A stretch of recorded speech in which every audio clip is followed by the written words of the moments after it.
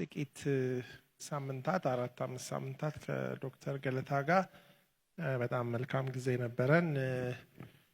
ዛሬ ከኔ ጋር ያው በዛው ሐሳብ ላይ ሳንወጣ አንድ ጉዳይ እናያለን። ያው በታድሶ ላይ ነው ያለነው። እንግዲህ ታድሶ ላይ ስትሆኑ እንኳን የሰውና የቤትም እድሳት አስቸጋሪ ነው። ያው ብዙ ነገር አዲስ ቤት መስራት ይሻላል መሰለኝ። እግዚአብሔርም አዲስ ሰው መፍጠር ብዙ አላስቸገረውም። ያው ግን ማደሱ ብዙ ጊዜ ፈተና አለው። መጽሐፍ ቅዱስ ያው እንዳልነው ባለፈውም ረጅም ሳምንታት ስናይ እንደነበረው የታድሶ መጽሐፍ ነው አይደል? ያው በፍጥረት ላይ አዲስ ነገር አይተን ከዛ ነገሮች በብዙ ውጣ ውረድ ውስጥ በተደጋጋሚ እግዚአብሔር ብዙ የታድሶ ስራ ሰርቶ ግን መጨረሻ ላይ ሁሉ ነገር አዲስ ሆኖ ያልቃል። ስለዚህ እኛ በዛ የታሪክ ሂደት ውስጥ ከቀኑ ስንት ሰዓት እንደሆነ ባናቅም ግን ወደ መጨረሻ አካባቢ ይመስላል። ግን አሁን እግዚአብሔር አሁንም በማደስ ላይ ነው ያለው። እኛ በታሪክ አጋጣሚ በዚህ ቤተክርስቲያን፣ በዚህ ከተማ፣ በዚህ ሀገርና በዚህ ዘመን ተገኝተናል። ስለዚህ ብዙ ታድሶ የሚፈልጉ ነገሮች አሉ። ከራሳችን ህይወት ጨምሮ አገር ላይ ያለውን ነገር፣ በዓለም ላይ የምንመለከተውን ነገር፣ በትውልድ ውስጥ የምናየውን ነገር፣ ሁሉም ነገር ስንመለከት ታድሶ እንደ ሌግዠሪ የሆነ ወጥ ማጣፈጫ ቅመም ሳይሆን የሞትና የህይወት ጉዳይ ነው። ወይንም ደግሞ አሁን ጠፍቶ እንደጨለመው እና አሁን እንደበራው በብርሃንና በጨለማ የመሆን ያህል በጣም ክሪቲካል ጉዳይ ነው እና አንዳንድ ጊዜ ተሐድሶ ላይ ምንድነው የተሐድሶ ሂደት እግዚአብሔር ሾው አፕ እስከሚያደርግ ድረስ ብዙ ጊቭ አፕ የሚያስደርጉ ነገሮች ይፈጠራሉ እና አንዳንዴ ዝም ብለን የፈጠርነው የአእምሯችን ስራ ሁሉ ይመስለናል። በጣም ብዙ ዲስካሬጂንግ ነገሮች አሉ እና ለብዙ ወራት የገነባነውን ነገር ጥቂት ቀናት ሊያፈርሱትም ይችላሉ። ስለዚህ በጣም ፎከስድ መሆን እግዚአብሔር ተስፋ ስለሰጠ ተስፋውን ይፈጽማል ብሎ መጠበቅ አንዱ መጽሐፍ ቅዱሳዊ ትልቅ አሴት ነው። አክቹዋሊ በተሐድሶ ውስጥ ትልቁ ሚስጥር መጠበቅ ነው። ግን ስፍራን ሳይለቁ ግን በእምነት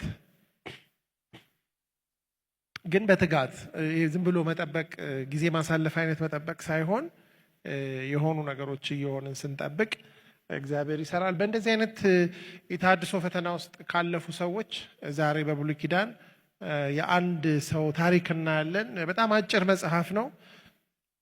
ብዙ ታዋቂ ጥቅሶች አሉት መጽሐፍ ውስጥ እኛም የምንጠቅሳቸው ምናልባትም የሪፎርሜሽን የሚባለውን ታላቅ ተሐድሶ በ15ኛው ክፍለ ዘመን አካባቢ በአውሮፓ ተነስቶ ዓለምን ሁሉ ያዳረሰው በተለይ እነ ማርቲን ሉተር፣ ካልቪን፣ ሌሎችም የነበሩበትን ተሐድሶ ያስጀመረው ቃልም እዚህ ውስጥ ነው ያለው።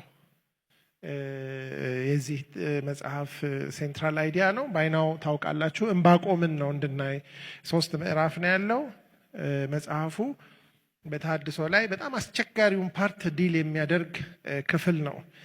ዕንባቆም እንግዲህ የነበረበትን ዘመን መረዳት በራሱ ጠቃሚ ነው። ዕንባቆም የነበረው የነ ኤርሚያስ የነ ሶፎንያስ በዛን ጊዜ እስራኤል በጣም ሎው ፖይንት ላይ በነበረችበት ጊዜ ወይም ይሁዳ ማለት እንችላለን 10ሩ ነገዶች ኦልሬዲ በተሐድሶ እምቢተኝነታቸው ምክንያት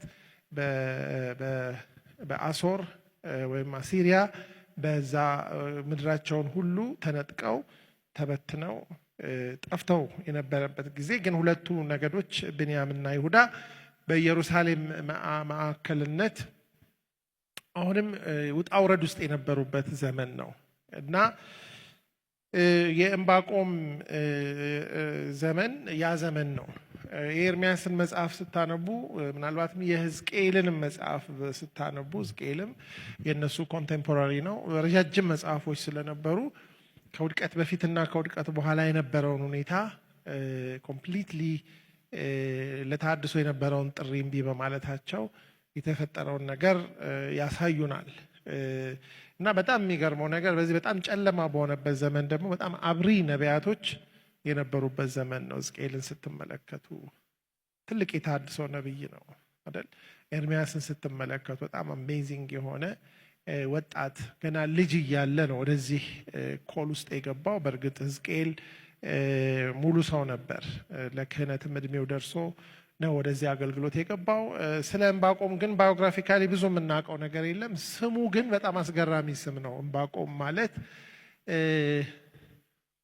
ምንድን ነው?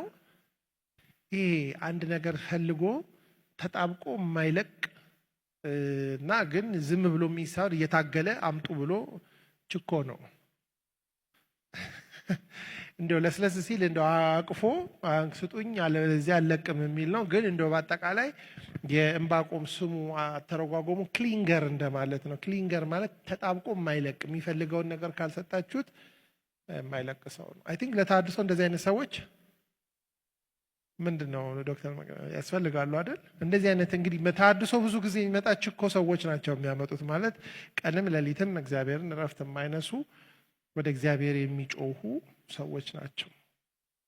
እና ዕንባቆም የነበረበት ዘመን ወደ ፈርዘር እንደው ዲቴይል ገባ ብለን ስናየው ምንድን ነው አሞጽ እና ሆሴ የሚባሉ በጣም ምድሪቱን በደም የሞሉ ግፈኛ የሆኑ እግዚአብሔር ራሱ ለመማር ምድሪቱን አልምርም እስኪል ድረስ በጣም በጣዖት አምልኮ ረጅም ዓመታት ነው ደግሞ የገዙት። ምድሪቱን በደም አጥለቅልቀው በጣዖት አምልኮ አስገብተው መቅደስ ውስጥ ሁሉ ጣዖት ተክለው የነበሩ አባትና ልጅ ነገስታት በኋላ ምን አይነት ሰው እንደሆነ ባይታወቅም ከዛ ቤተሰብ ውስጥ ኢዮስያስ የሚባል በጣም አሜዚንግ የሆነ ተሃድሶ ያመጣ በጣም ወጣት ንጉስ ተነስቶ ነበር እና ሂ ኦልሞስት ሪፎርምድ የእግዚአብሔር ቃል ራሱ ጠፍቶ ከጉራንጉር ውስጥ ተገኝቶ እሱ ሲነበብ አልቅሶ ህዝቡን ወደ ንስሐ አምጥቶ ቤተ መቅደሱን አጽድቶ እንደገና በቃ ሊያንሰራሩ ነው ሪቫይቭድ ልንሆን ነው ብለው ከፍ ያለ ተስፋ ተፈጥሮ ነበር እና አንፎርቹኔትሊ ደግሞ እሱ ትንሽ አዶ ነው ምናልባት ጀብደኛም ሆኖ ሊሆን ይችላል። ምሪት ግን ያገኘ አይመስለኝም። ድንገት ተነስቶ ከግብፅ ንጉስ ጋር ካልተዋጋሁ ብሎ የግብፅ ንጉስ ራሱ እኔ ካንተ ጋር ምንም የለኝም እኔ ለሌላ ውጊያ እየሄድኩ ነው ጥድፊያ ላይ ነኝ ቢለውም እምቢ ብሎ የግብፅ ንጉስ ገደለው። ከዛ ደግሞ የእሱ ልጅ የአያቶቹ ልጅ ሆነ። በጣም ምድሪቱ ሌላ ጨለማ ውስጥ ገባች እና አሁን ደግሞ ብዙ ግፍ ሆነ። እንግዲህ በዚህ ውስጥ እንግዲህ እነ ዕንባቆም በእርግጥ ሶፎንያስ ቀደም ብሎ የተነሳ ነብይ ነው። ኤርሚያስ ግን እዚህ አካባቢ ነበሩ። ስለዚህ ይሄ የነብዩ ዕንባቆም ሸክም ወይንም ንግር ከዚህ ነው የሚጀምረው። 3 ምዕራፍ ነው ያለው እና ሲጀምር ያለበትን ሁኔታ ምን ያህል አፌክት እንዳደረገው ምን ያህል ሄልፕለስ እንደሆነ ያሳያል። ምንድን ነው የሚለው? እግዚአብሔር ወይ ለእርዳታ እየተጣራሁ አንተ የማትሰማው እስከ መቼ ነው? ግፍ በዛ ብዬ እየጮኩ አንተ የማታድነው እስከ መቼ ነው? እስከ መቼ ነው የሚል ጥያቄ ያቀርባል። እንግዲህ እግዚአብሔርን ዝም ብሎ ተነስቶ ሰው እስከ መቼ ነው አይልም። ይሄ ሰው በጣም ጊዜ ወስዶ በእግዚአብሔር ፊት የሚያየውን ነገር ይህንን ግፍ ይህንን አመፅ በጣም አፌክት አድርጎታል። የእግዚአብሔርን ፍትህ ይጠይቃል። ደህንነትህ የት አለ? የማታድነው እስከ መቼ ነው? የማትሰማው ማለት ማዳን ቀጥሎ ነው የሚመጣው። አንተ እኮ ማዳን ብቻ ሳይሆን ትሰማኛለህ ወይ? አንዳንድ ጊዜ የተሃድሶ ጉዞ አስቸጋሪነቱ እግዚአብሔር ማያድን ብቻ ሳይሆን የማይሰማም ይመስላል። አንዳንዴ ባዶ ቤት ውስጥ ጮኻችሁ የምትሄዱ ይመስላል። እዚህ መጥቼ ብጸልይና ቤት ቁጭ ብዬ ቡና ብጠጣ ልዩነቱ ምንድን ነው? አንዳንዶም ሚልኪያስ ላይ እንደምታዩት በጣም ኃጢአትን እንጆ የሚያደርጉትን ሰዎች ብፁዓን እንላቸዋለን ብለው ጭራሽ በዛ ሁኔታ ውስጥ ይከታቸዋል። እና አንዳንዴ ሪቫይቫል ብላችሁ ተሃድሶ ሲጮኻችሁ ምናምን ስትወጡ ልክ በሩ ጋር ስትደርሱ ምንም እናንተ መኖራችሁን የሚያውቅ ሰው የለም። እንደውም እዛ ጋር አንዱ ይጠጣል፣ አንዱ ይጣላል፣ እንትን ይላል እና እኔ ምን ሳረግ ነው ቆይቼ የወጣሁት ያስብላል። እና ዕንባቆም እስከ መቼ ነው የማሰማው? እስከ መቼ ነው የማታድነው ብቻ ሳይሆን ይህን ደግሞ አንተ የማታረግ ከሆነ ስለምን በደልን እንዳይ አደረግከኝ? እንዴትስ ግፍ ሲፈጸም ትታገሳለህ? ጥፋትና ግፍ በፊት ያለ፣ ጠብና ግጭት በስቷል። ስለዚህ ሕግ ላልቷል። ፍትህ ድል አይነሳም። ፍትህ ይጠምም ዘንድ ክፎች ጻድቃንን ይከባሉ እያለ መደበኛ ትርጉሙን ነው የማነበው። በቃ ምን ማለት ነው ይሄ ብሎ በጣም ፐርፕሌክስድ እና ፓዝልድ ሆኖ በእግዚአብሔር ፊት ጸሎቱን የሚያቀርብ ሰው ነው። በቀላሉ ተስፋ መቁረጥ ሲከተል ግን ምናልባት ሰውየው እንደ ስሙ ስለሆነ ከእግዚአብሔር ጋር ትግል ውስጥ ያለበት ነገር ነው። የእሱ ኮንቴምፖራሪ ኤርሚያስም ያው አልቃሻው ነብይ ነው የሚባለው። እነዚህ ሰዎች በጣም በሚገርም ዘመን ውስጥ ነው የኖሩት።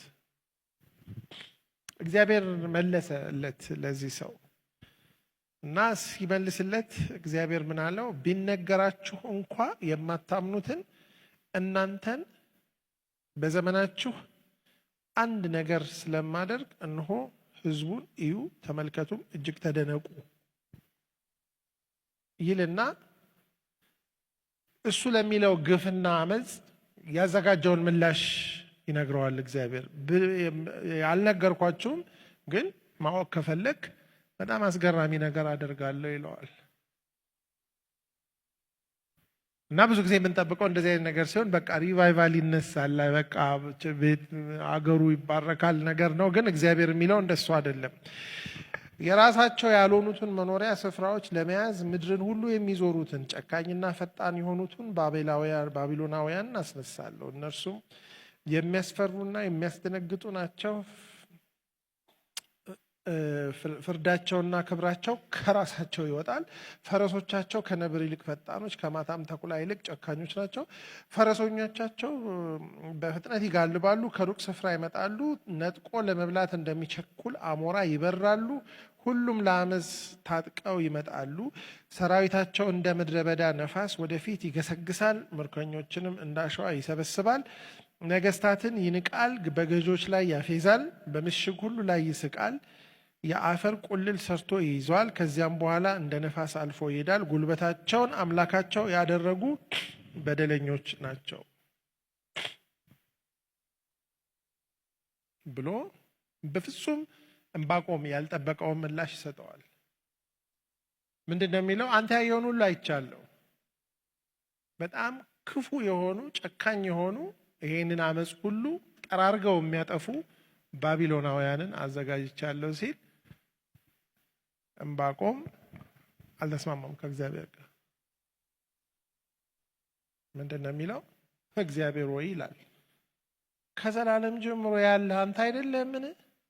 የእኔ አምላክ የእኔ ቅዱስ፣ እኛ አንሞትም፣ አታስጨርሰንም ነው የእሱ አጀንዳ።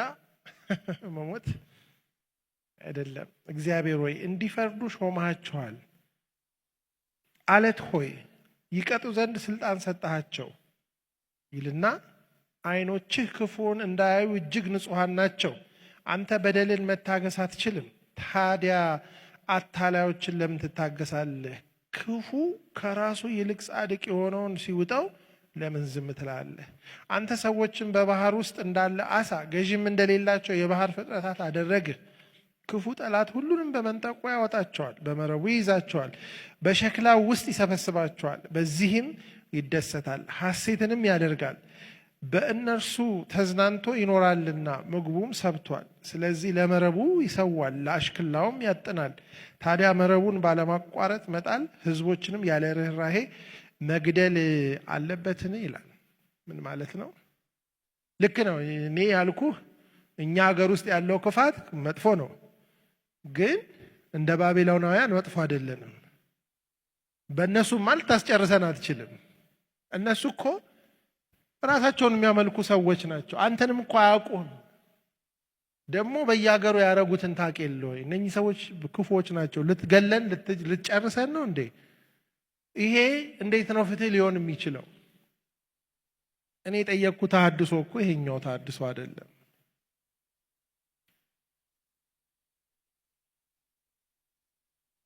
እና ቅድም ምን ያለው እንዴ ምንም አታረግም ወይ ሲለው፣ አሁን ደግሞ እንደዚህም አታረግም። ቅድም አሳነስከው ነበር፣ አሁን ደግሞ አበዛው። የእግዚአብሔር ልክ ያው መቼም ሰው አይገባውም። እግዚአብሔር ዝም ሲልም ዝምታ አይደለም። እግዚአብሔር ደግሞ ክንዱ ሲሰነዘርም ጥፋት አይደለም። ስለዚህ ይህንን ብሎ በፍጹም በዚህ አልስማማም። በእርግጥ እኛ ሀገር ያለው ኃጢአትና የምናየው ግፍ የሚሰራው ነገር ቅድም ያስጮኸኝ ነገር በፍጹም አክሰፕተብል አይደለም። ያንተ ኢንተርቬንሽን ያስፈልጋል። ግን ዲስ ኢንተርቬንሽን ኢዝ ቱ ማች። እዚህ ጋር መጣውን ነገር አምና ጎኝቶ አልቀበልም ይላል። ግን አልቀበልም ብሎ ቢንፈራፈርም መሬት ላይ ምንም ማድረግ ስለማይችል ምን ይላል? በመጠበቂያዬ ላይ ምዕራፍ 2 ላይ እቆማለሁ፣ በምሽጉ ቅጥር ላይ ወጥቼ እቆያለሁ።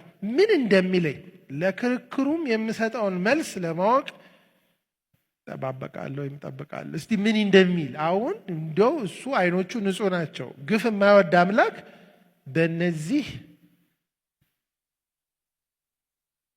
እንደው የሚለው እዚህ ላይ በወጥመድና በመረባቸውን የራሳቸውን እጅ ስራ የሚያመልኩ ሰዎች ናቸው። እንዴት ነው ይሄ ለአንተ ክብር የሚያመጣው?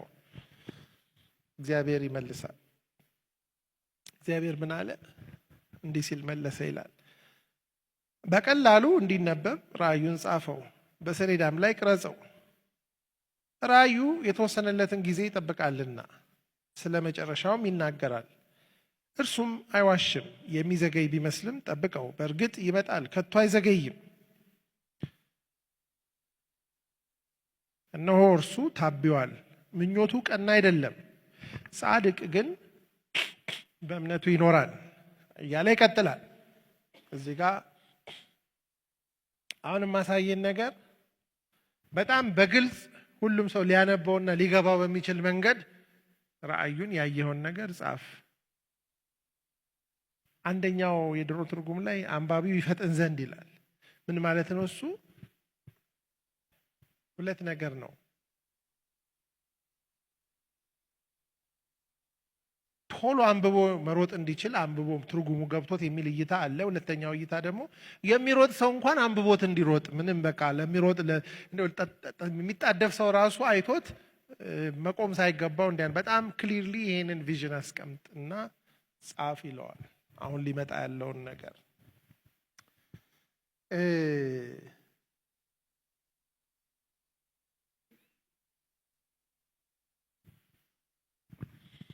የሚመጣው ነገር በጊዜው ይመጣል። አንድ የሚመጣው ነገር አልቲሜትሊ የወሰንኩትን ነገር ይናገራል። መጨረሻውን አይዋሽም። የማይቀር ነገር ነው የሚመጣው። አሁን ላይ መስል ይችላል፣ ግን ይመጣል። የሚዘገይ ቢመስልም ጠብቀው፣ በእርግጥ ይመጣል፣ ከቶ አይዘገይም። እንደውም የድሮ ትርጉም ላይ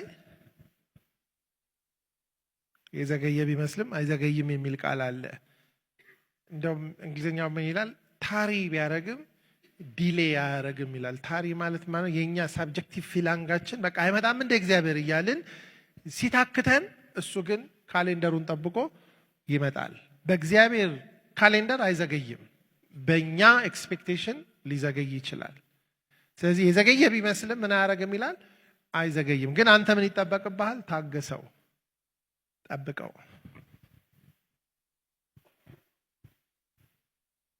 እነሆ እርሱ ታብዮአል፣ ምኞቱ ቀና አይደለም፣ ጻድቅ ግን በእምነቱ ይኖራል። በዚህ ጊዜ ውስጥ ተሐድሶን የሚጠብቅ ሰው አሁን ባለው ሁኔታና እግዚአብሔር በሚያደርገው ነገር መካከል በምኑ ይኖራል? በእምነቱ ይኖራል። ምኞቱ ቀና ያልሆነ የራሱን ምኞት የሚመኝን ሰው ግን ምን ይለዋል? ታብዮአል ይላል። ከእግዚአብሔር በላይ እንደሆነ አስቧል።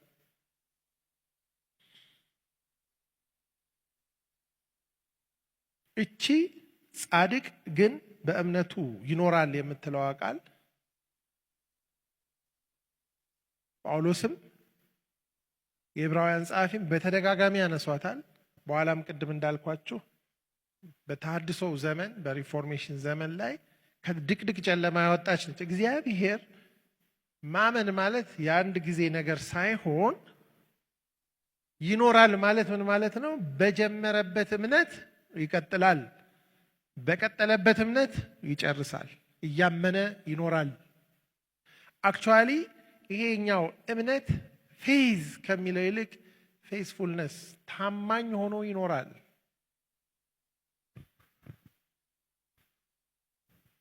ጻድቅ ግን ምን ይሆናል? ታማኝ ሆኖ እየተማመነ ልክ ኢሳይያስ 40 ላይ እንደሚናገረው እግዚአብሔርን በመተማመን የሚጠባበቁ በሏ ኃይላቸውን ያድሳሉ። እንደምን? እንደ ንስር በክንፍ ይወጣሉ፣ ይሄዳሉ፣ አይደክሙም፣ ይሮጣሉ ነው አይታክቱም። ስለዚህ የጻድቅ ጉልበቱ ከእምነቱና ከታማኝነቱ ነው የሚወጣው። በእምነት ላይ ያልተደገፈ ሰው ጻድቅ አይደለም። በምኞቱ የሚኖር እቡይ ነው። ሰው በእግዚአብሔር ካልታመነ በሌላ ነገር መታመን አለበት። ያ ደግሞ ምኞት ይለዋል እግዚአብሔር። እንደውም ሮሜ ላይ ሄዳችሁ ስትመለከቱ ሮሜ 1 ቁጥር 17 ላይ ምን ይላል? በወንጌል የእግዚአብሔር ጽድቅ ተገልጧል ይላል። ጽድቁም ከመጀመሪያ እስከ መጨረሻ በእምነት የሆነ ነው። ጻድቅ በእምነት ይኖራል ተብሎ እንደተጻፈ። ስለዚህ እምነትን ምን ይለዋል? ከመቼ እስከ መቼ ይለዋል? ከመጀመሪያ እስከ መጨረሻ፣ ከእምነት ወደ እምነት። ስለዚህ እግዚአብሔር እስኪመጣ ድረስ ጻድቅ በምኑ ይኖራል? በእምነቱ፣ በታማኝነቱ። ከመቼ እስከ መቼ? ከመጀመሪያ እስከ መጨረሻ። ስለዚህ የቤተ ክርስቲያን ታሪክ ስናይ፣ የመጽሐፍ ቅዱስን ታሪክ ስናይ እግዚአብሔር የጎበኛቸው ሰዎች በእምነትና በታማኝነት የጸኑትን ነው። እግዚአብሔር የሰዎችን እምነት ሪዋርድ ያደርጋል። እግዚአብሔር ይጎበኛል። ግን ምን ይጠይቃል? እምነት። ግን ምን ይጠይቃል? ታማኝነት። እንደውም ዕብራውያን 10 ላይ ሄዳችሁ ስትመለከቱ ሀሳቡ የበለጠ ይብራራል። ከመጀመሪያ እስከ መጨረሻ የሚለውን ቃል እዛ ላይ ደግሞ አጽንኦት የሚሰጠው ሀሳብ አለ። ምንድን ነው የሚለው? ከቁጥር 35 ጀምሮ ምን ይላል? ስለዚህ ታላቅ ዋጋ ያለውን መታመናችሁን አትጣሉ ይላል። የድሮ ትርጉም ላይ ድፍረታችሁን ይላል። ድፍረት የሚለው ደፋርነትን አይደለም። ድፍረት ማለት መታመን፣ በእግዚአብሔር ላይ መደገፋችሁን ምን አታድርጉ ይላል? አትጣሉ። የእግዚአብሔር ፈቃድ ፈጽማችሁ የተስፋ ቃሉን እንድትቀበሉ ጸንታችሁ መቆም ያስፈልጋችኋል። የእግዚአብሔርን ፈቃድ ፈጽማችሁ የተስፋውን ቃል እንድትቀበሉ ጸንታችሁ መቆም ያስፈልጋችኋል። ምክንያቱም ከጥቂት ጊዜ በኋላ የሚመጣው እርሱ ይመጣል፣ አይዘገይም። ጻድቅ ግን በእምነት ይኖራል። ወደ ኋላ ቢያፈገፍግ ነፍሴ በእርሱ ደስ አትሰኝም። እኛ ግን አምነው ከሚድኑት ወገን እንጂ ወደ ኋላ አፈግፍገው ከሚጠፉት አይደለንም። ይሄ በጣም ግልጽ ያደርገዋል። ወደ ኋላ ቢያፈገፍግ ነፍሴ በእርሱ። ስለዚህ አንድ ጊዜ ተሐድሶ ብሎ የገባ ሰው ምን ማድረግ አይችልም? ወደ ኋላ ማፈግፈግ አይችልም። አሁን ዕንባቆም ይሄ የተነገረው እግዚአብሔር የነገረው አጀንዳ በጣም ከባድ በሆነበት ሰዓት ነው።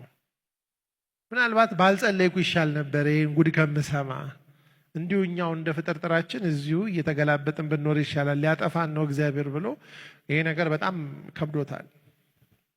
ነገር ግን ጻድቅ በምኑ በህይወት ይኖራል? በእምነቱ። ከመቼ እስከ መቼ? ከመጀመሪያ። ወንጌል እሱ ነው። ወንጌል ማለት በጀመርነው እምነት መኖር፣ በኖርነው እምነት መጨረስ። ወደ ኋላ ቢያፈገፍግ ግን ነፍሴ በእርሱ ደስ አይላት። ቢዘገይም ምን ያደርጋል? ስለዚህ ዛሬ ለቦሌ ቃለ ሕይወት እግዚአብሔር የሚለው የሪቫይቫል ጉዞ፣ የተሐድሶ ጉዞ ምን አድርጋችኋል? ጀመራችኋል። ውጪ ብዙ አመፅ ሊኖር ይችላል፣ ውስጥም ብዙ አመፅ ሊኖር ይችላል። ወደ ኋላ ማለት አይቻልም። በተጀመረው እምነት ምን አድርጉ ነው የሚለው? ጨርሱ። ለምን? ቢዘገይም ይመጣል። ግን ለእናንተ የዘገየ ይመስላችኋል እንጂ ከቀጠረው ሰዓት አያልፍም፣ ይመጣል እና እግዚአብሔር ካሌንደር አውጥቻለሁ ይለዋል እና ሲነግረው ምን ይላል? እንደው ልንገርህ፣ ለማንኛውም እኔ ባቢሎናውያን እናንተን ለመቅጫ ካመጣቸው በኋላ ምን እንደሚያደርግ እግዚአብሔር ሲነግረው ምን ይላል? በእርግጥ የወይን ጠጅ አታሎታል፣ ትዕቢተኛ ነው፣ ከቶ አያርፍም፣ እንደ ሲኦል ስስታም ነው፣ እንደ ሞት ከቶ አይጠግብም፣ ሕዝቦችን ለራሱ ይሰበስባል፣ ሰዎችን ሁሉ ማርኮ ይወስዳል። ታዲያ በእንደዚህ አይነቱ ሰው ላይ በማፌዝና በመዘበት እንዲህ እያሉ ሁሉም አይሳለቁበትምን? የተሰረቀውን ሸቀጥ ለራሱ የሚያከማች ራሱን በአመዝ ባለጠጋ የሚያደርግ ወዮለት። ይህን የሚቀጥለው እስከ መቼ ነው? ባለዕዳ ያደረግሃቸው ድንገት አይነሱብህምን? ነቅተው ሳያስደነግጡህምን? በእጃቸው ትወድቃለህ። አንተ ብዙ ሕዝብ ስለዘረፍህ የተዘረፉት ሕዝቦች ይዘርፉሃል። የሰው ደም አፍስሰሃል። አገሮችንና ከተሞችን በውስጣቸው የሚኖሩትን ሁሉ አጥፍተሃል። በተጭበረበረ ትርፍ መኖሪያውን ለሚገነባ ከጠላት እጅ ለማምለጥ ቤቱን በከፍታ ላይ ለሚሰራ ወዮለት። የብዙ ሰዎች ነፍስ እንዲጠፋ አሲረሃል። በገዛ ቤትህ ላይ ውርደትን በራስህም ላይ ጥፋትን አምጥተሃል። ድንጋይ ከቅጥሩ ውስጥ ይጮሃል፣ ከእንጨት የተሰሩ ተሸካሚዎችም ይመልሱለታል። ከተማን ደም በማፍሰስ ለሚሰራ በወንጀልም ለሚመሰርታት ወዮለት። ሰዎች ለእሳት ማገዶ እንዲሆን እንዲለፉ፣ ሕዝቦች በከንቱ እንዲደክሙ እግዚአብሔር ጸባዖት ወስኖ የለምን? ውሃ ባህርን እንደሚሸፍን ሁሉ ምድርም የእግዚአብሔርን ክብር በማወቅ ትሞላለች። ሀፍረተ ስጋቸውን ለማየት ባልንጀሮቹን ለሚያጠጣ እስኪሰክሩም ድረስ ወይን ለሚቀዳላቸው ወዮለት። በክብር ፈንታ እፍረት ትሞላለህና አሁን ደግሞ ተራው ያንተ ነውና ጠጣና ሀፍረተ ስጋህ ይገለጥ። በእግዚአብሔር ቀኝ እጅ ያለው ጽዋ ይመለስብሃል፣ ክብርህንም ውርደት ይሸፍነዋል። በሊባኖስ ላይ የሰራኸውን ግፍ ያጥለቀልቀሃል፣ እንስሳቱን ማጥፋትህም ያስደነግጠሃል። የሰው ደም አፍስሰሃልና አገሮችንም ከተሞችንም በውስጣቸው የሚኖሩትም ሁሉ አጥፍተሃልና። የሰው እጅ የቀረጸውን ጣዖት ሐሰትም የሚናገር ምስል ምን ፋይዳ አለው? ሰሪው በገዛ እጁ ስራ ይተማመናልና መናገር የማይችሉ ጣዖታትን ይሰራል። እንጨቱን ጌታ ሕይወት የሌለውንም ድንጋይ ተነሳ ለሚል ወየውለት። በውኑ ማስተማር ይችላልን? እነሆ በወርቅ በብር ተለብጧል፣ እስትንፋስም የለውም። እግዚአብሔር ግን በተቀደሰ መቅደሱ አለ፣ ምድር ሁሉ በፊቱ ዝም ትበል። ባቢሎንን ነው ዲስክራይብ የሚያደርገው። ባቢሎናውያን እስራኤልንና ሌሎች እግዚአብሔርን ያስከፉ አገሮችን ለመቅጣት እግዚአብሔር ቢጠቀምባቸውም እነሱ የሚያደርጉትን ግፍና አመፃ ግን እግዚአብሔር አፕሩቭ አያደርግም። እነሱ ደግሞ በራሳቸው ምን ይሆናሉ ነው የሚለው፣ የእነሱ ቅጣት ይብሳል እና እግዚአብሔር ምን ይለዋል? እዚህ የማየውን አመፅ ከቀጣዎችባቸው በኋላ እነሱን ደግሞ እኔ ምን አደርጋለሁ ይላል፣ ያንን ፍትህ እፈጽማለሁ። ግን አመፅ ባታረጉ ኖሮ እነሱ እጅ አትወድቁም። ብትታዘዙ ኖሮ እነሱ እጅ አትወድቁም። ስለዚህ ምን ይላል? እነሱን ከመቅጣቴ በፊት እነሱን እናንተ ጋር ቢመተው ቢያረጉም ባያረጉም እቀጣቸዋለሁ። ምክንያቱም ያጠፉትን ጥፋት ስታዩ በጣም የሚቀርም ነው። ባቢሎናውያን ምን አይነት ባህሪ ነው ያላቸው? ይህ በኋላ መጨረሻው ምዕራፍ ላይ ዕንባቆም የሚዘምረው መዝሙር ለምን እንደሆነ ይገባናል። እሱም ባህሪያቸውን ስናይ እንስሳትን ያጠፋሉ፣ እጽዋትን ያጠፋ ሲመጡ ሲገቡ ገነት የነበረው ምድር ሲወጡ ምንድን ነው የሚሆነው? ምድረ በዳ አድርገው ነው የሚወጡት። ሰው ይገላሉ፣ ሕፃን ይገላሉ፣ እንስሳ ይገላሉ፣ ያቃጥላሉ፣ እጽዋትን ይገላሉ። እግዚአብሔር ለእስራኤላውያን ወደ ከናን ሲገቡ ዛፍ እንዳትቆርጡ ይላቸዋል። እነኚህ በቃ የጭካኔ የመጨረሻ ናቸው። በእነሱ እጅ የሚወድቅ ሰው እግዚአብሔር የተቆጣው ነው። ስለዚህ ምን ይላል? ያጠፋኸውን ጥፋት አይችልም። ይህን ሁሉ አጥፍተ ደግሞ የምታመልከው ጣዖት ነው። ስለዚህ ይህንን እኔ የቀጣሁበትን ባቢሎንን አልሸልመውም። ምክንያቱም ባቢሎን የሚያሸልም ነገር የለውም። አሁን እዚህ ጋር እንድንረዳ የሚገባን ነገር ሰው ለእግዚአብሔር መታዘዝ ሲያቅተው ለከፋ ነገር ይጋለጣል፣ ለክፉ ነገር ይሰጣል።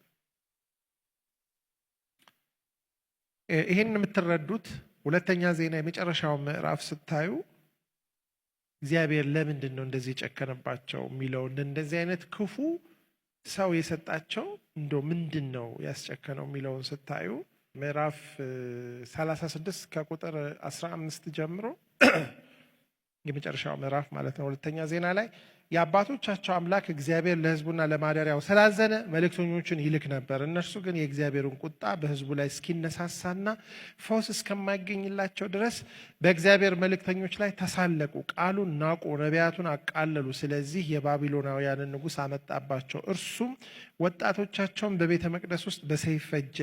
ወጣቱንም ሆነ ወጣቲቱን ሽማግሌውንም ሆነ በዕድሜ የገፋውን አላስቀረም። እግዚአብሔር ሁሉን ለናቡከደነጾር አሳልፎ ሰጠው። እርሱም ትልልቁንም ሆነ ትንንሹን የእግዚአብሔርን ቤተ መቅደስ ዕቃ በሙሉ እንዲሁም የእግዚአብሔርን ቤተ መቅደስ ሀብት የንጉሱንም ሹማምንት ሁሉ ወደ ባቢሎን አጋዘ። የእግዚአብሔርን ቤተ መቅደስ በሳት አቃጠሉ፣ የኢየሩሳሌምን ቅጥሮች አፈረሱ፣ ቤተ መንግስቱን በሙሉ አቃጠሉ፣ በዚያ የነበረውን የከበረ ዕቃ በሙሉ አጠፉ እያለ ስታዩት እግዚአብሔር ለዕንባቆም የነገረው ይሄንን ነው። እንዲህ አጠፋቸዋለሁ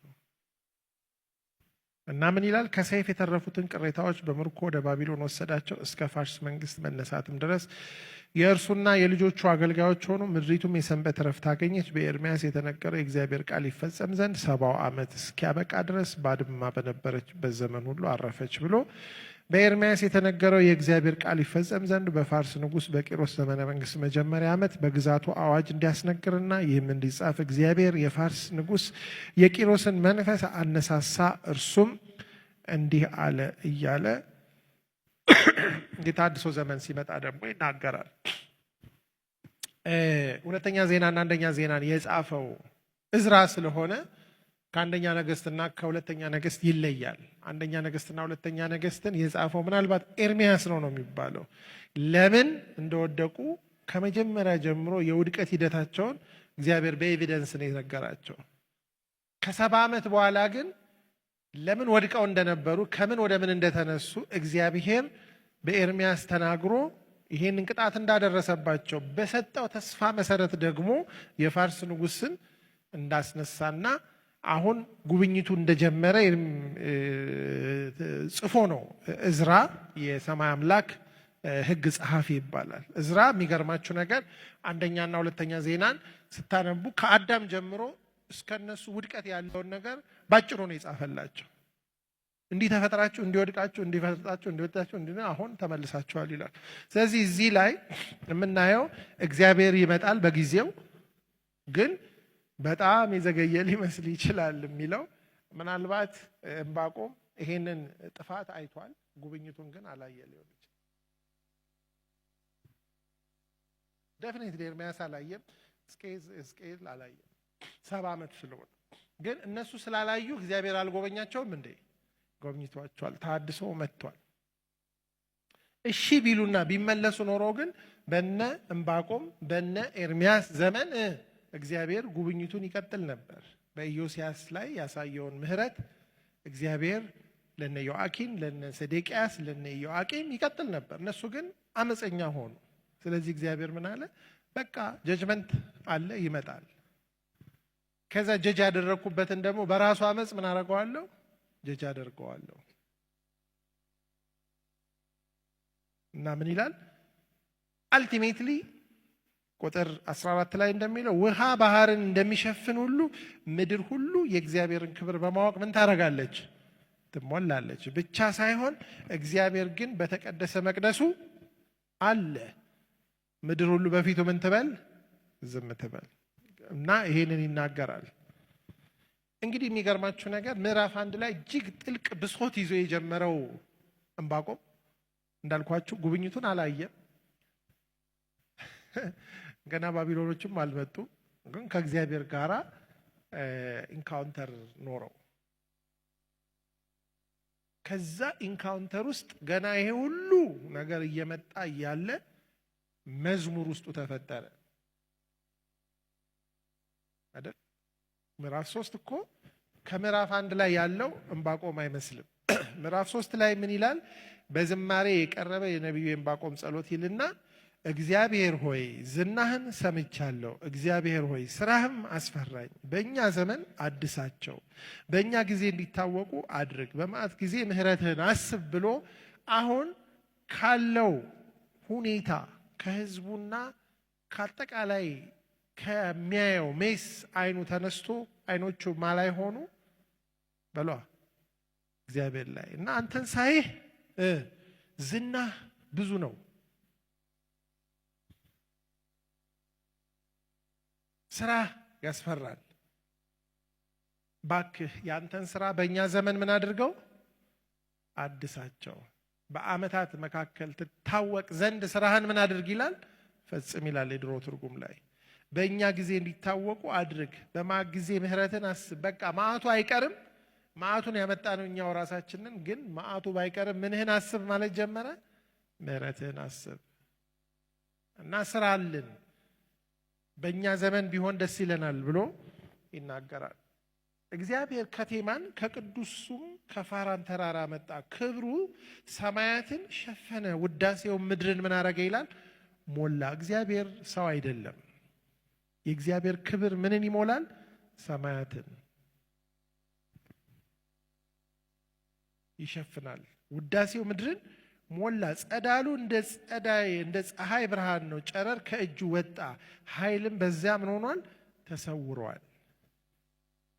መቅሰፍት በፊቱ በሄደ ጊዜ ቸነፈርም እግር በእግር ተከተለው።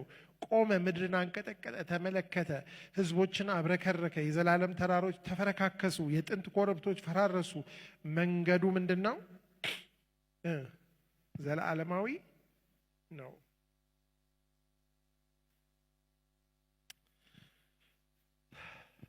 የኢትዮጵያ ድንኳኖች ሲጨነቁ፣ የምድያም መኖሪያዎች ሲታወኩ አየው። እግዚአብሔር ሆይ በወንዞች ላይ ተቆጣህን? መዓትስ በምንጮች ላይ ነበረን? በፈረሶችና በድል አድራጊ ሰረገሎችህ በጋለብክ ጊዜ በባህር ላይ ተቆጥተህ ነበርን? ቀስትህን አዘጋጀህ፣ ፍላጻህም እንዲመጣልህ አዘዝክ። ምድርን በወንዞች ከፈልክ። ተራሮች አዩ ተጨነቁም። የውሃ ሞገድ አልፎ ሄደ፣ ቀላዩ ደነፋ፣ ማዕበሉም ወደ ላይ ተነሳ። ከሚወረወሩ ፍላጾች ከሚያብረቀረቁ የጦር ነጸብራቅ የተነሳም ፀሐይና ጨረቃ በቦታቸው ቆሙ። በምድር ላይ በመዓት ተመላለስክ፣ ህዝቦችን በቁጣ ረገጥካቸው። ህዝብህን ለመታደግ የቀባውን ለማዳን ወጣህ። የክፋትን ምድር መሪ ቀጠቀጥህ። ከራስ ጠጉሩ እስከ እግር ጥፍሩም እርቃኑን አስቀረኸው። እንደ አውሎ ነፋስ ሊበታትነን የመጣውን ምስኪኑን በስውር በመዋጥ የሚደሰተውን የሰራዊት አለቃ ራስ በገዛ ጦሩ ወጋ። ታላላቆቹን በመናጥ ባህሮችን በፈረሶችህ ረገጥህ። እኔም ሰማሁ፣ ልቤ ደነገጠብኝ፣ ከንፈሬ ከድምፁ የተነሳ ተንቀጠቀጠ። ንቅዘት አጥንቴ ውስጥ ዘልቆ ገባሁ፣ እግሬም ተብረከረከ ብሎ እንግዲህ አስቡ። ያ ከእግዚአብሔር ጋር ፊት ለፊት ወይም ደግሞ በብሶት ምንድን ነው ዝም ብለህ የምታየው ፌር አይደለም እያለ ከእግዚአብሔር ጋር ድርድር ውስጥ የገባው ሰው የእግዚአብሔርን ክብር ግሊምስ ሲመለከት እግዚአብሔር ታላቅ ነው። እግዚአብሔር ምንድን ነው? ታላቅ ነው። ክብሩ ሰማያትን ይሸፍናል፣ ውዳሴው ምድርን ይሞላል። ሁሉን ያሸንፋል። ተራሮች በፊቱ ይቀልጣሉ፣ ኮረብቶች ይፈረካከሳሉ። በጣም ብርቱ የሆነው ሁሉ እንደምናምን ይሆናል። የተሃድሶ ጅማሬው የእግዚአብሔርን ትልቅነት በማየት ይጀምራል። በመካከላችን፣ በውስጣችን፣ በህይወታችን፣ በጸሎታችን፣ በአምልኳችን ሲተልቅ ነው ተሃድሶ የሚጀምረው እግዚአብሔር። ስለዚህ ምን ይላል? ይሄን ሁሉ ካየ በኋላ ሆኖም ይልና በሚወረን ህዝብ ላይ እስኪመጣ ድረስ የጥፋትን ቀን በትዕግስት እጠብቃለሁ። ማለት የሚወረን ህዝብ ይመጣል ነው። የሚገርማችሁ ነገር ይሄ ነገር ቅድም ሊያስመርረው ሊያጉረመርም የጀመረበት ነገር ነው። ግን በሚወረን ህዝብ ላይ እስኪመጣ እግዚአብሔር እስኪመጣ ድረስ ምን አደርጋለሁ? የጥፋትን ቀን በትዕግስት እጠብቃለሁ። ምንድነው የተባለው? ይመጣል፣ አይዘገይም፣ አንተ ታግሰው ጠብቀው ስለተባለ ምን አደርጋለሁ አለ? እጠብቃለሁ። ቀላል እንዳልሆነ መጠበቅ ሲናገር ምን ይላል? ምንም እንኳ የበለስ ዛፍ ባያፈራ፣ ከወይን ተክልም ፍሬ ባይገኝ፣ የወይራም ዛፍ ፍሬ ባይሰጥ፣ እርሻዎች ሰብል ባይሰጡ፣ የበጎች ጉሮኖ እንኳ ባዶውን ቢቀር፣ ላሞችም በበረት ውስጥ ባይገኙ፣ ማለት ወራሪዎቹ ሲመጡ የሚመጣውን ነገር አይቶታል። ኃጢአት ይህን ሁሉ ቢያስከፍለንም እኔ ግን በእግዚአብሔር በሏ አይሰማም። ማለት ያለው ነገር እንዳለ ቢቀጥል አይደለም፣ ቢብስም እግዚአብሔር ትልቅ ነው። በእግዚአብሔር ምን ይለኛል? ደስ ይለኛል። በደህንነቴ ወይም በድነቴ አምላክ ምን አደርጋለሁ? በመድኃኒቴ አምላክ ይለዋል። በቤቱ ሐሴትን አደርጋለሁ። ምክንያቱም ጌታ እግዚአብሔር ኃይሌ ነው፣ እግሮችን እንደዋላ እግሮች ያደርጋል፣ በከፍታዎች ላይ ያስኬደኛል እያለ ይዘምራል። ይሄ ምዕራፍ ዝማሬ መሆኑ ብቻ አይደለም፣ አንኮንዲሽናሊ እግዚአብሔር የበላይ ነው ብሎ የሚያስብ ዝማሬ ነው። እነዚህ ላይ ነው እንግዲህ ቆሞ ተሐድሶ የሚፈጠረው። እንደዚህ አይነት ሰዎች እግዚአብሔር ምን ያደርጋል? ይፈልጋል። አንኮንዲሽናሊ እግዚአብሔር ልክ ነው የሚሉ እኛ ብናየውም ተሐድሶውን እንጸልያለን፣ እንጸናለን። ባናየው ብሏል እኮ በእኛ ዘመን አድርገው አላለም እንዴ? ብሏል እኮ አላለም? ብሏል እኮ ቁጥር ምዕራፍ 3 ቁጥር 1 ላይ እኮ 2 ላይ እንደዛ ነው የሚለው። እግዚአብሔር ወይ ዝናን ሰምቼ ፈራው፣ ወይም ዝናን ሰምቻለሁ፣ እግዚአብሔር ወይ ስራ አስፈራኝ። በእኛ ዘመን አድሳቸው፣ በእኛ ጊዜ እንዲታወቁ አድርግ፣ በማት ጊዜ ምሕረትን አስባት። እግዚአብሔር ወይ ተሐድሶውን እንይ። ግን እኛ ከኋላ ከዚህ ሆነን ወደ ኋላ ስለምናየው ዴፊኒትሊ ዕንባቆም፣ እነ ነህምያ፣ እነ ሐጌ፣ እነ ዘካርያስ፣ እነ ዘሩባቤል፣ እነ ኢያሱ ያዩትን ተሐድሶ አላዩም። ግን እግዚአብሔር የዘላለም አምላክ ነው። እግዚአብሔር ታማኝ ነው። ስለዚህ ጻድቅ በምኑ ይኖራል? በእምነቱ በህይወት ይኖራል። ከመቼ እስከ መቼ? ከመጀመሪያ እስከ መጨረሻ፣ ከእምነት ወደ እምነት። ምክንያቱም ወደ ኋላ ቢያፈገፍግ፣ ስለዚህ ዛሬ እግዚአብሔር ወደ ኋላ እንዳናፈገፍግ ይርዳል። እግዚአብሔር ተሐድሶን ያመጣል። እግዚአብሔር ፍትህንም ይፈጽማል። ዛሬ በምድራችን ላይ የምናያቸው ብዙ ነገሮች፣ በቤተ ክርስቲያን ውስጥ የምንመለከተው በጣም ብዙ ነገር፣ በዓለም ላይ የምናየው ብዙ ነገር ለእግዚአብሔር ምንም አይደለም። አምላካችን እግዚአብሔር ታላቅ ነው። ስለዚህ እኛ በዕንባቆም ምዕራፍ 1 ሳይሆን በዕንባቆም ምዕራፍ 3 እንድንኖር እግዚአብሔር ምን ያደርጋል? ይፈልጋል። ስለዚህ ዛሬ እግዚአብሔር በተለያየ ሁኔታ ውስጥ በብሶት ውስጥ ያለ ሰው ወደ ምስጋና እንዲሸጋገር ይፈልጋል። እግዚአብሔር ሁሉን ቻይ ነው። እግዚአብሔር የተሐድሶ አምላክ ነው። እንዳየነው ለዕንባቆም ክሊንጊ መሆኑ ወይም ደግሞ አለቅም ብሎ ከእግዚአብሔር ጋር በጥልቅ ሙግት ውስጥ ማለፉ ጠቅሞታል። የእግዚአብሔርን ክብር አየ። የእግዚአብሔርን ተሐድሶ በሩቁ ተመለከተ። የእግዚአብሔርን ፍትህ ተረዳ። ከእግዚአብሔር ጋር ተስማማ። እንደውም መጨረሻ ላይ ይህም ባይኖር የፈለጉትን ቢያረጉ ጠላቶቻችን፣ ወራሪዎቻችን ቢያጠፉንም፣ በግም ባይኖር፣ ከብትም ባይኖር፣ እህልም ባይኖር አይደለ እንደሚለው፣ ወይንም ባይኖር፣ በለስም ባይኖር፣ ምንም ባይኖር፣ እኔ ግን በመድኃኒቴ አምላክ ምን አደርጋለሁ? በእግዚአብሔር ምን ይለኛል? እግሮቼን ምን ያደርጋል? ያጠነክራል፣ በከፍታዎች ላይ ያስኬደኛል። ስለዚህ እግዚአብሔር በመዓት ዘመን እንኳን ከእርሱ ጋር ለሚሆኑት የራሳቸውን ተሐድሶ ያስጨብጣቸዋል። ስለዚህ በዚህ ዘመን እግዚአብሔር ሐሳቡን አልለወጠም። ይሄ መርህ ይሰራል። አሁንም ቢዘገይም ይመጣል። ጻድቅ ግን በእምነቱ በህይወት ይኖራል። ስለዚህ ብዙ ሰዎች እምነት ደክሞ ሊሆን ይችላል። እግዚአብሔር ዛሬ እምነታችንን ያበረታል፣ ኃይል ይሰጠናል። እግዚአብሔርን በመተማመን የሚጠባበቁ ምን ይሆናሉ? ኃይላቸውን ያድሳሉ። እግዚአብሔር በዚች ቤተክርስቲያን ውስጥ የተናገረውን የተሐድሶ ድምፁን ይፈጽማል። እግዚአብሔር ተሐድሶን ያደርጋል። መቼ እንደሚያደርግ አናውቅም። እግዚአብሔር ግን እስኬጁል አውጥቷል።